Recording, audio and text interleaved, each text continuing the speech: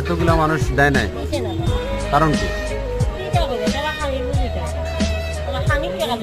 খানিক টাকা নিয়ে ভিক্ষা দেয় না। এই যে ভিক্ষা দিলে এখন কি হইতে পারে? যেমন হ্যাঁ না, যে দিল না, এখন কি ক্ষতি হইতে পারে? যেমন বিয়ে শাদী নাও হইতে পারে, হ্যাঁ বিয়ে হইতে পারে, নাও হইতে পারে, আর একটা সমস্যা হয়ে যেতে পারে। এই জন্য ভিক্ষা দেওয়া উচিত ছিল। যারা আনমেরিড মেয়েরা যারা বেশি বেশি ভিক্ষা দেয় তাদের বিয়ে তাড়াতাড়ি হয়, এটা বোঝা উচিত। হ্যাঁ, বাচ্চা কাচ্চাও দেয়। যারা দান করে না তাদের বিয়ে হয় না, বাচ্চা কাচ্চাও হয় না, অশান্তি, স্বামীও পিটে, স্বামী মারে।